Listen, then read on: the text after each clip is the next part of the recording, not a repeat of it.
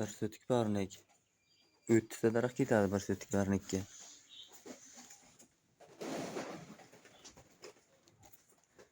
Mana pishgan hosili.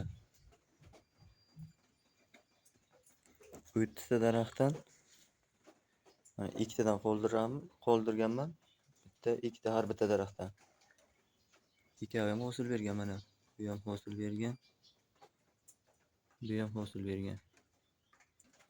Har bitta daraxtdan 2 tadan hosil beradi. 30 ta nihol ekilsa, o'shandan 1 yil ichida 2 tadan qoldirilgandan keyin 60 ta beradi, 60 ta hosil olsa bo'ladi. Har bittasi ham shu. Har bittasi ham shu 2 tadan hosil bergan. Mana bu hosil beray deb turibdi. Mana bunisi pishgan hosili.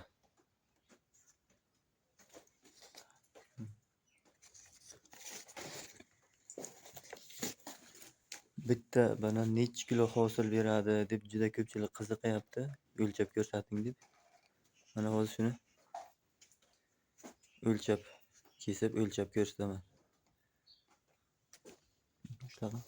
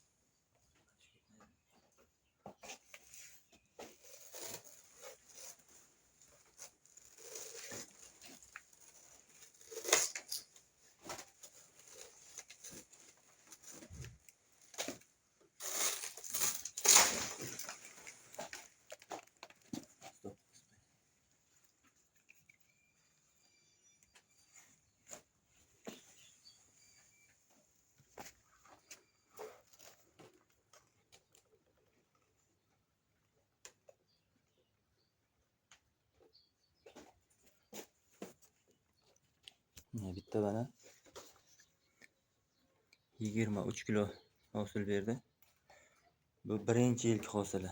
Ikkinchi yil, uchinchi yildan hosil ko'payib 30-40 boraveradi yildan yil. Ko'payadi hosili. Har bittasi 2 tadan hosil bergan. Mana hosilni kesib olamiz. Shu bilan bu o'rni ketadi, o'rniga o'rin. Mana yonidagi bolasi qolyapti. Bu ham bu yilga bu ham hosil beradi. Yildan yil o'zini o'zi ko'paytiradi. Tagidan bola chiqib kelaveradi, bolasini chiqar olsa o'rniga nima bo'ladi? Ko'chat bo'ladi. Mana bu onasi hosil beryapti. Tagidan bu yilgi hosil uchun bacha qoldirganmiz buni.